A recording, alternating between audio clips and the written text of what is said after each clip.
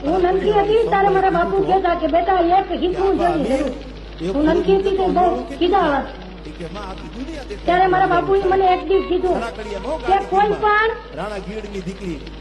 લાકડી મારે તો એને લાકડી ન મારવી, પણ એ ગામ જમાડતું હોય તો બીજી વાર ગામ જમાડવાનો ગુણ રખાય.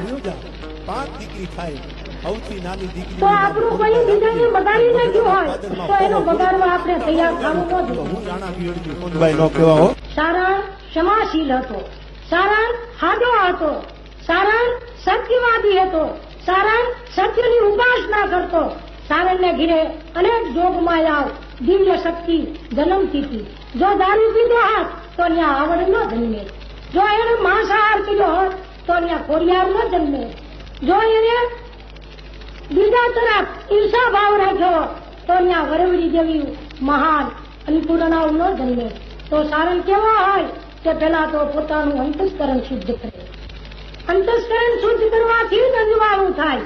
તો સારણ એવો હોય કે ગંગાજીના નીર જેવો પવિત્ર હોય. એ જ સારણ બની શકે. એ જ સત્ય સારણ છે. એ ખરો સારણ સત્યનો ઉપાસક છે. એ જ દેવ છે જે બીજાની નિંદા કરે, બીજાની નિંદા કરી અને પોતાની ભાષા बढ़ાવે એ દેવ નથી, એ તો દૈત છે. એ એની સરસ્વતીને અભરાવે છે. તો સારણ કોઈ દી બીજાના અવગુણશીલતા ન હીકે અને સારા એને હારે રસ્તે વાળે એનું નામ સારણ છે. તો ખરેખર સારણ જો બનવું હોય, જાતિને જો આગળ વધારવી હોય તો આપણે સરસ્વતીના ઉપાસક થઈએ. મહાભારત હું એક દિવસ વાંચતી હતી ત્યારે યુદ્ધકાળ જયારે શરૂ થવાનો થયો ત્યારે કૃષ્ણએ અર્જુનને કીધું હે અર્જુન, તારો વિજય જો તું ઈચ્છતો હોય તો જે સારણો દુર્ગાના ઉપાસક છે એ દુર્ગાની તું આરાધના કર તો તારો વિજય થાય. તો સારણો ભયાનક કાલિકાના ઉપાસક ન થાય.